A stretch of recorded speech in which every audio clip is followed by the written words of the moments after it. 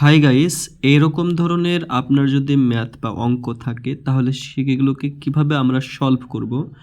এজন্য আমরা রুট বের করতে হলে এটাতে প্রথমত আমরা এইটা আর এটাকে আমরা প্লাস করে দেব, অর্থাৎ 6 আর 4 যদি যোগ করি তাহলে আমাদের হচ্ছে 10। ওকে, এখান থেকে আমরা এই 2 মাইনাস করে দেব, তাহলে আমাদের হবে 2 মাইনাস করে দিলে 8। ওকে, এটা সলভ হয়ে গেল। দেন আমরা তারপরেরটাতে আসবো, সেম এটাও একই কাজ করব, যে এটা আর এটাকে প্লাস করব, তাহলে আমাদের হচ্ছে 7।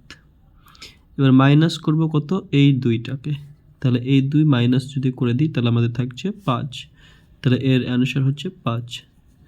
তো শেষেরটা আপনাদেরকে হোমওয়ার্ক দেওয়া হলো,